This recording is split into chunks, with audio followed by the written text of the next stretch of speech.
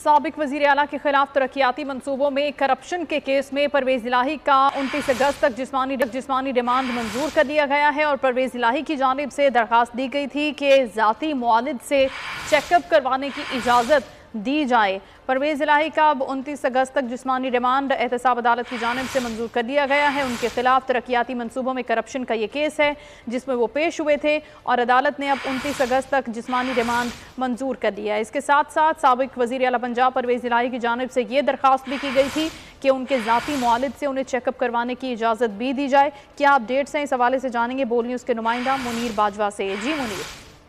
जी बिल्कुल, लाहौर की एहतसाब अदालत ने चौधरी परवेज इलाही को करप्शन केस में जाती मुआवजा फराहम करने की इजाज़त दे दी है और अदालत ने इसके साथ साथ उनके अहल खाना की भी मुलाकात करने की हफ्ते में 2 बार इजाज़त दी है और अदालत ने चौधरी परवेज इलाही के जिस्मानी रिमांड की मुखालफत न करने पर उनके जिस्मानी रिमांड में 8 रोज की तोसी कर दी है। और इस पर नैब के प्रोसिक्यूटर ने यह कहा कि ये बड़ी अच्छी बात है कि अगर परवेज इलाही के वकील इस जिस्मानी रिमांड की मुखालफत नहीं कर रहे, जिस पर अमजद परवेज एडवोकेट ने यह कहा कि हाई कोर्ट में चौधरी परवेज इलाही की गिरफ्तारी से मुतल्लिक दरख्वास्त जो है वो जेर समात है और सुप्रीम कोर्ट का ऑर्डर भी इस पर मौजूद है। अगर उस पर आज फैसला नहीं होता तो चौधरी परवेज इलाही की गिरफ्तारी आज खुद कलअदम हो जाएगी, क्योंकि सुप्रीम कोर्ट का ये हुक्म था कि अगर आज ये उनकी दरख्वास्त पर फैसला ना हुआ तो सुप्रीम कोर्ट के हुक्म के मुताबिक उनकी गिरफ्तारी मुअत्तल हो सकती है। और अदालत के रूबरू चौधरी परवेज इलाही ने भी ये बात कही कि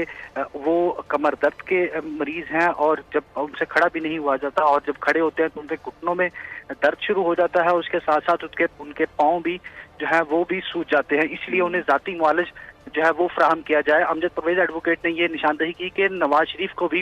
जाती मुआवजा फराहम किया गया था और चौधरी परवेज इलाही को भी उसी बुनियाद पर जाती मुआवजा की सहूलत फराहम की जाए, जिस पर अदालत ने चौधरी परवेज इलाही के जिस्मानी रिमांड में एक तो तोसी की है 8 रोज की और उसके साथ साथ उन्हें जाती मुआवजा फराहम करने का भी हुक्म दे दिया है।